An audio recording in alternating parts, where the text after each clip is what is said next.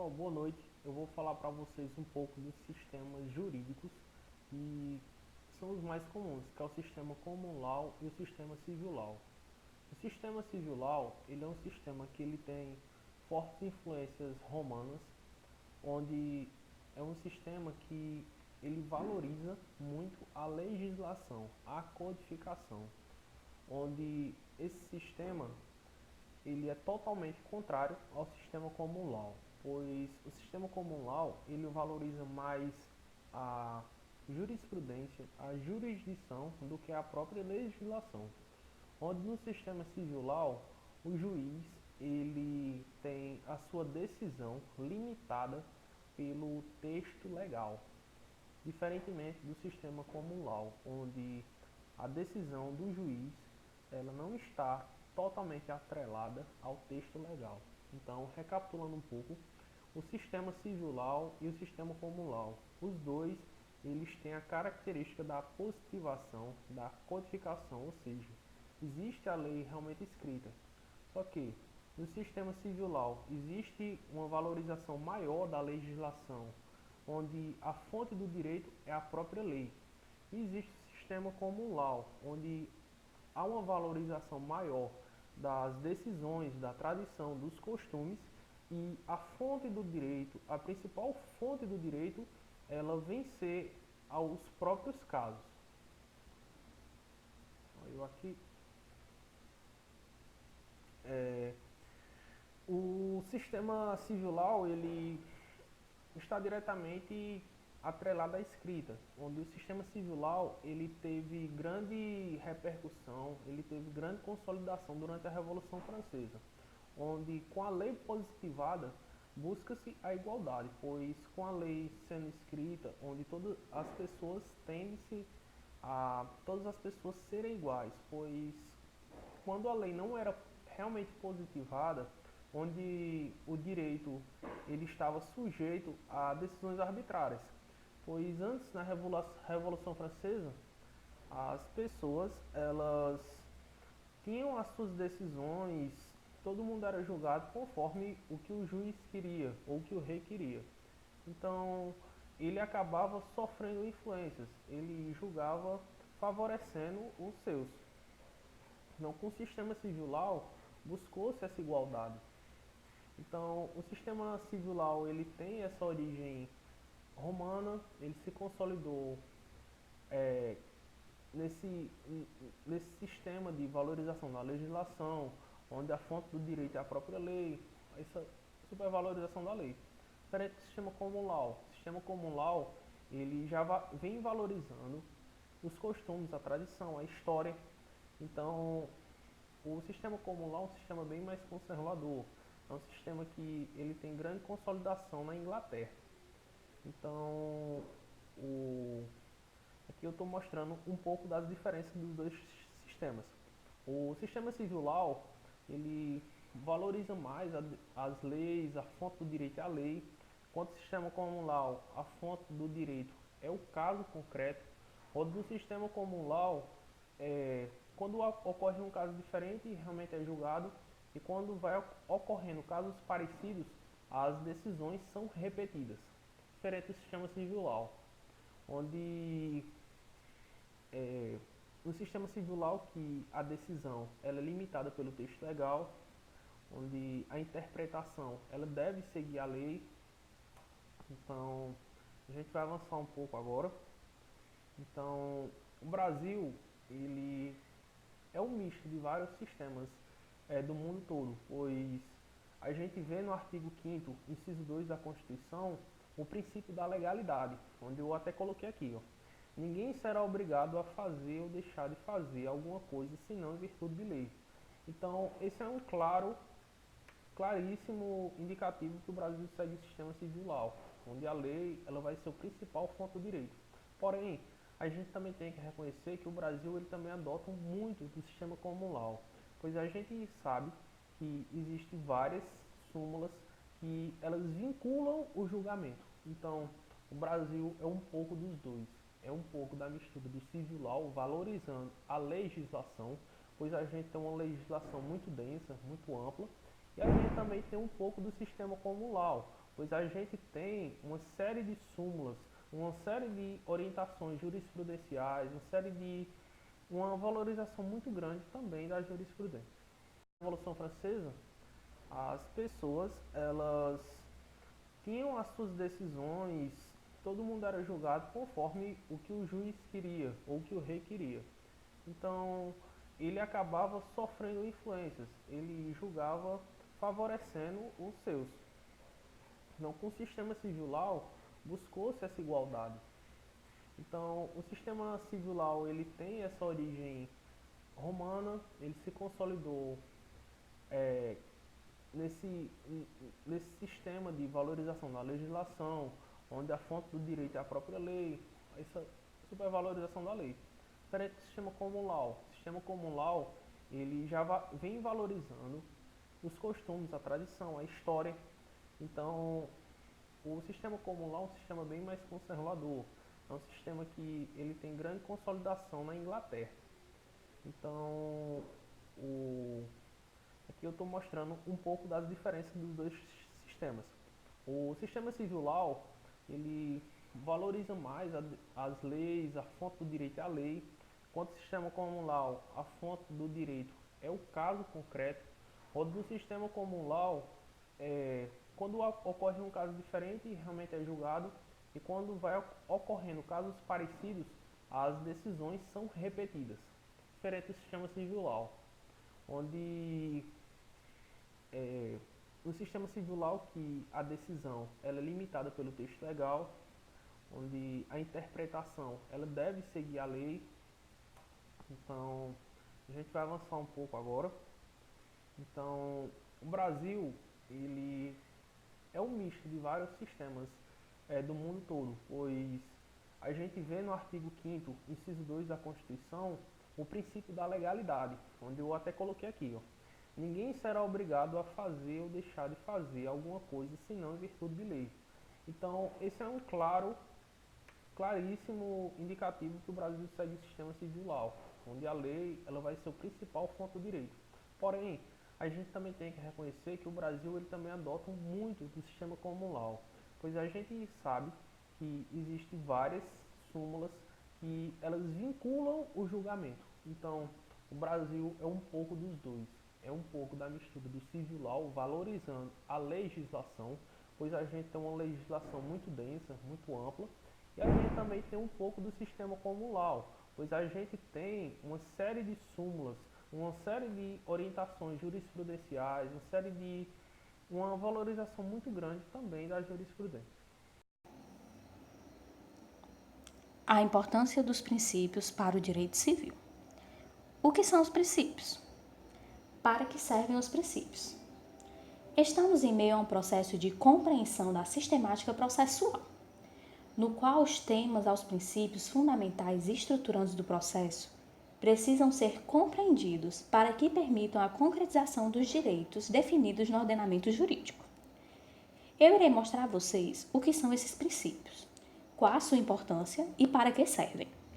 Na condição de regra básica, bem como de fonte do direito, os princípios se constituem na estrutura central de todos os ramos do direito no sistema jurídico, o que representa dizer que se tratam de normas fundamentais estruturais ao direito, estabelecendo o comportamento a ser observado nas relações jurídicas.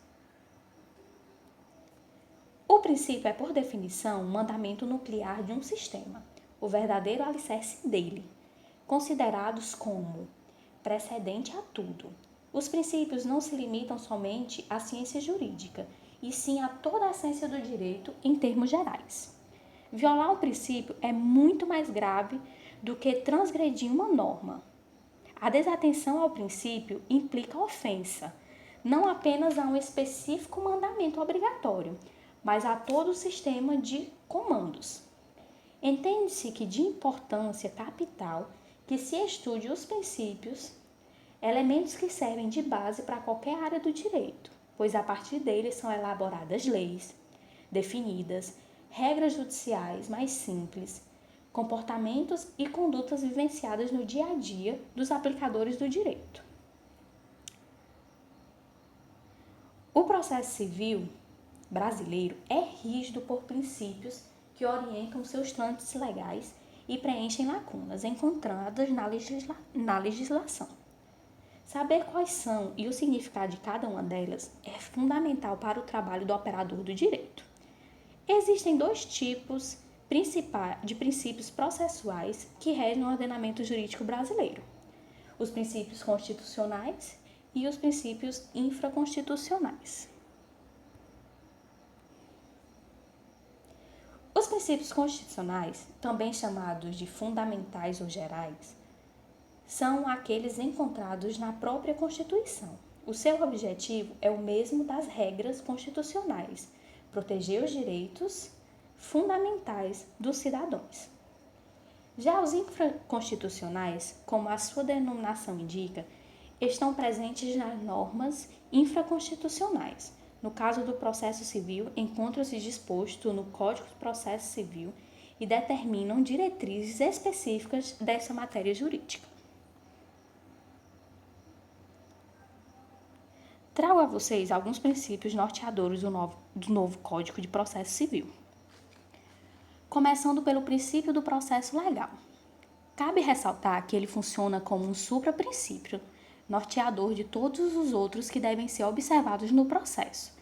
Está previsto no artigo 5º, inciso 54 da Constituição Federal de 1988, o qual prescreve que ninguém será privado de liberdade ou de seus bens sem o devido processo legal.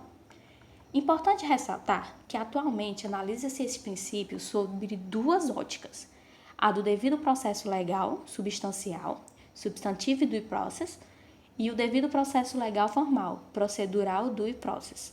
No sentido substancial, o devido processo legal diz respeito ao campo da elaboração e interpretação das normas jurídicas, evitando-se a atividade legislativa abusiva e irrazoável, e ditando uma interpretação razoável quanto da aplicação concreta das normas jurídicas.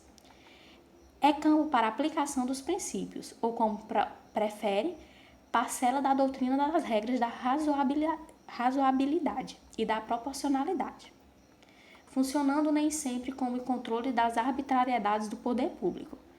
No sentido formal, encontra-se a definição tradicional do princípio dirigido ao processo em si, obrigando-se o juiz, no caso concreto, a observar os princípios processuais na condução do instrumento estatal oferecido aos jurisdicionados para a tutela dos seus direitos materiais. Este princípio garante que o seu titular não perca sua liberdade nem seus bens por atos não jurisdicionais do Estado. Já com relação ao princípio do contraditório, o novo Código de Processo Civil demonstrou preocupação ao prever em seu artigo 9º que não se preferirá a decisão contra uma das partes sem que esta seja previamente ouvida, salvo nas hipóteses previstas em seu parágrafo único, o qual se permite uma decisão antes de a parte contrária ser intimidada e ter a oportunidade de se manifestar. E em seu artigo 10, o juiz não pode decidir em grau algum de jurisdição com base em fundamento a respeito do qual não se tenha dado às partes a oportunidade de se manifestar, ainda que se trate de matéria sobre a qual deva decidir de ofício. O princípio do contraditório, além de fundamentalmente constituir-se em manifestação do princípio do Estado de Direito, tem íntima ligação com o da igualdade das partes e do direito de ação, pois o texto constitucional, ao garantir aos litigantes o contraditório e a ampla defesa, quer significar que tanto o direito de ação quanto o direito de defesa são manifestações do princípio contraditório. Com relação aos princípios dispositivo e inquisitivo, para que se entenda qual o sistema adotado pelo Código de Processo Civil, faz-se necessário conceituar sistema inquisitivo puro e sistema dispositivo puro. Assim, no sistema inquisitivo puro, o juiz é colocado como a figura central do processo, cabendo a ele a sua instauração e condução sem a necessidade de qualquer provocação das partes. A liberdade na atuação do juiz é ampla e irrestrita. No sistema dispositivo puro, o juiz passa a ter uma participação condicionada à vontade das partes, que definem não só a existência e extensão do processo, cabendo ao interessado a sua propositura e definição dos elementos objetivos e subjetivos, como também o seu desenvolvimento, que dependerá de provocação para que prossiga.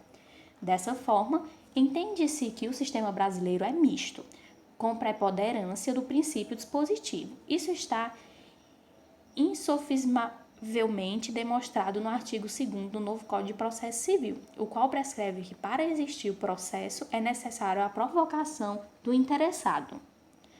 Princípio dispositivo. E após será desenvolvido pelo impulso oficial. Princípio inquisitivo.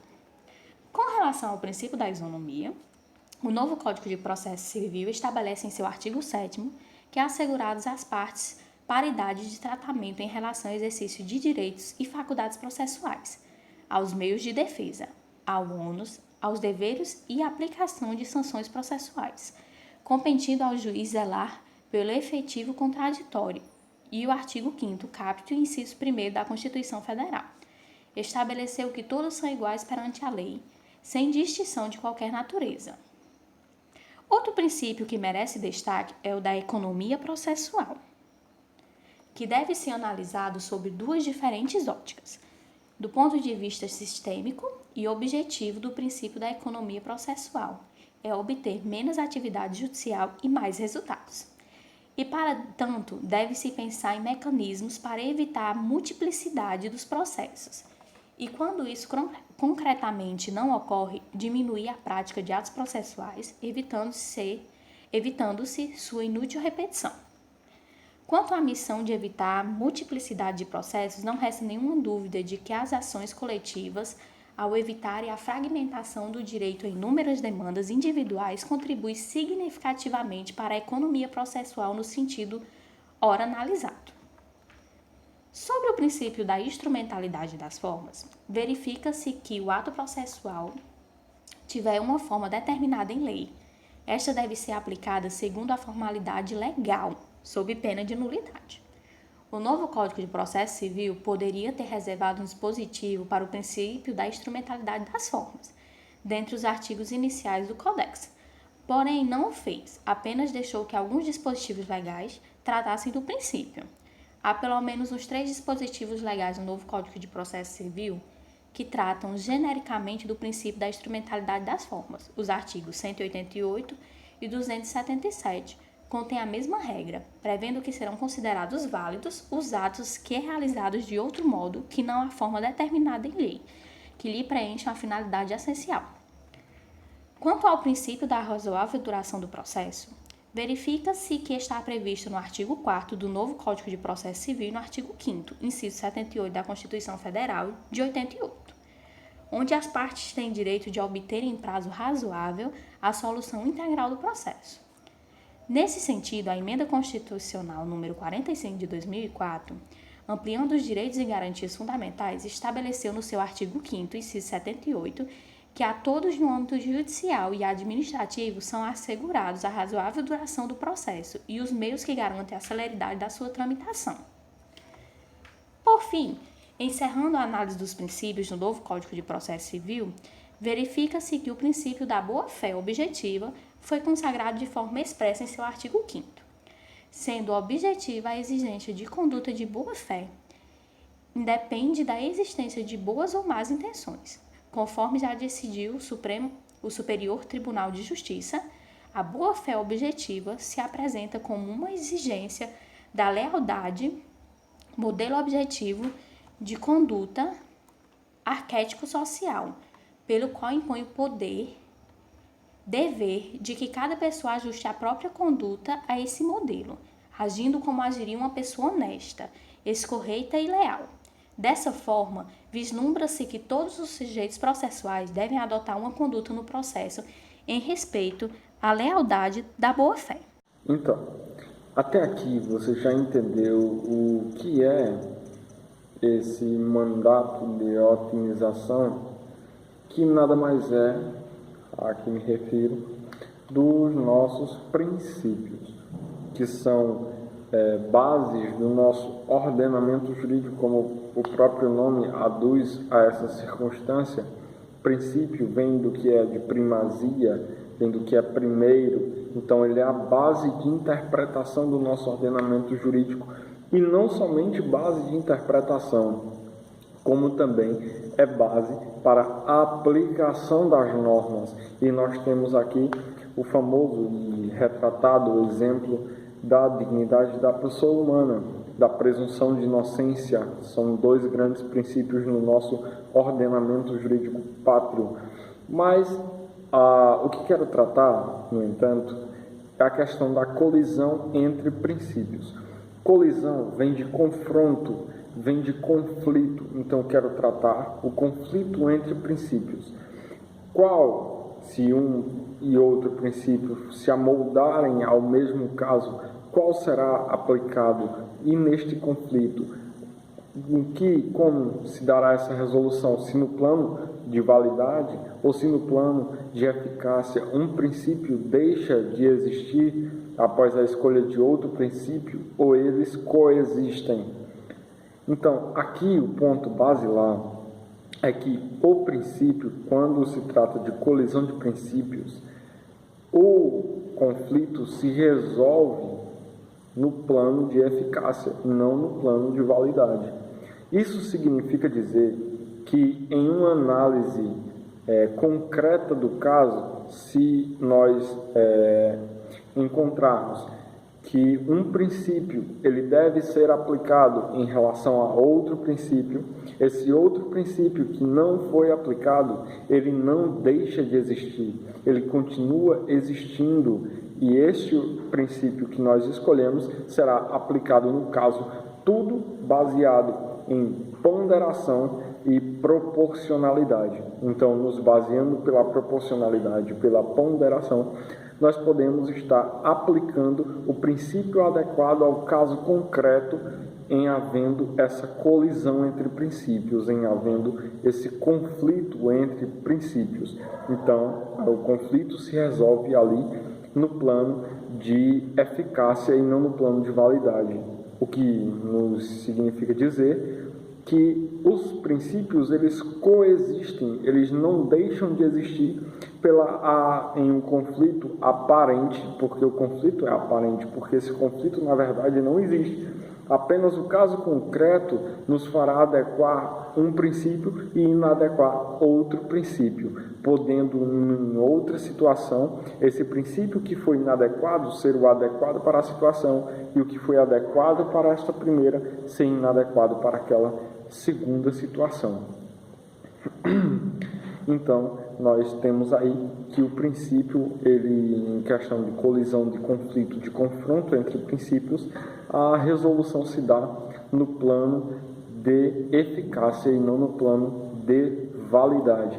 Os princípios, eles vão, então, coexistir. E só no caso concreto, baseado na ponderação, assim como na proporcionalidade, é que nós poderemos estar escolhendo o princípio adequado àquela mesma situação.